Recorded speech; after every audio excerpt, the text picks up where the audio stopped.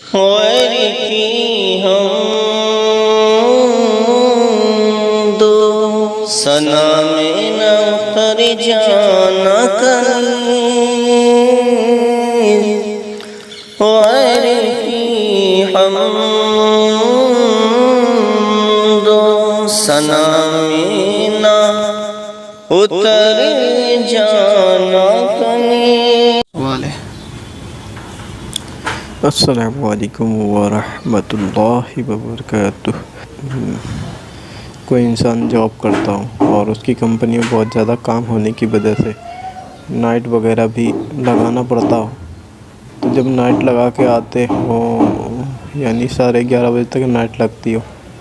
तो उसके बाद इतने थके होते हैं कि इशा की नमाज़ पढ़ के फिर सोने के बाद अलार्म लगाने के बाद भी फजर में नींद ना टूटती हो, तो फिर उसके लिए क्या हुक्म होगा? वो फिर क्या करे? क्या वो जॉब छोड़ दे या फिर क्या हुक्म होगा? जवाब इरशाद फरमा दें, जज़ाकल्लाहु खैरा।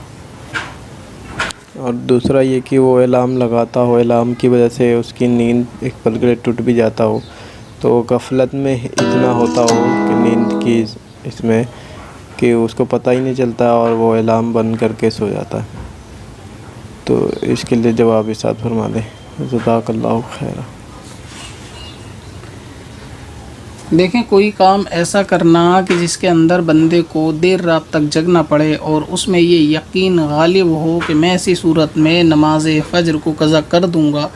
तो इस तरह से किसी शख्स का रात को जगना, ये जग कर काम करना, ये जायज़ नहीं है। यानी अगर किसी शख्स की ड्यूटी 6-7 बजे 8 बजे ख़त्म होती है और वो आकर अपने घर में खाना वगैरह खा के नमाज़ पढ़ के ईशा की सो जाता है और फ़जर पढ़ लेगा तो ठीक है। उसको मालूम है कि अगर वो पार्ट टाइम करना चाहता है और ये उसके लिए इख्तियार है कि वो करना चाहे तो करे, ना करना चाहे तो ना करे, फिर भी वो इस जॉब को इख्तियार करता है कि अपना काम करने के बाद, टाइम मुकम्मल करने के बाद अपना पार्ट टाइम करता है कि ज़्यादा रकम आए। और इस पार्ट टाइम की जो टाइमिंग होती है यानी एंडिंग होती है वो होती है 11 बजे के आसपास, और फिर उसके बाद आके इसको खाना खाना या ईशा की नमाज़ पढ़ना होता है और फिर सोने के बाद फ़जर में आँख नहीं खुलती, तो ये शख्स फ़जर छोड़ने की वजह से गुनाहगार बिल्कुल होगा। यानी इतनी रात को जगना चाहे किसी काम की वजह से हो, ये जायज़ नहीं है। अब रहा ये कि अगर ये इसके इख्तियार में नहीं है, कंपनी इसको ज़ोर देती है कि आपको नेसेसरी करना ही है, अगर जॉब करना है तो पार्ट टाइम कभी होता है तो ऐसा करना पड़ेगा, तो इसकी सूरत हाल फिर वो इस तरह से इख्तियार कर सकता है कि खाना वगैरह का मामला वो काम के दौरान ही यानी 9 बजे के आसपास खा ले और ईशा भी उसी वक्त में पढ़कर फ़ारिग हो जाए, ताकि जब ये काम से घर जाए तो ये घर जाते ही फ़ौरन सो सके, इसको नमाज की और खाने की कोई परेशानी ना हो। तो ये सूरत हाल करके देखे कि पहले वो खाना वगैरह जो है जल्दी खा ले 8-9 बजे के टाइम, और खाने के बाद अगर बीच में लंच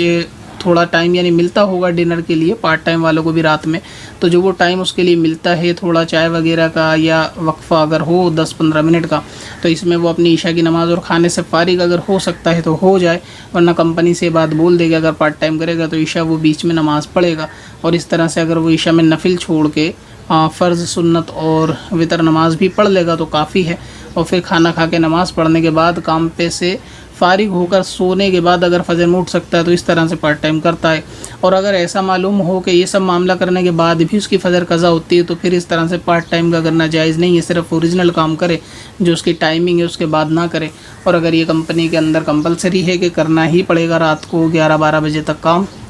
या कोई दिन ऐसा फिक्स है कि हफ्ते में 2 दिन एक्स्ट्रा ड्यूटी लगेगी ही और इस ड्यूटी लगने की वजह से नमाज फ़जर कज़ा हो जाती है, तो फिर वो काम करना जायज़ नहीं है।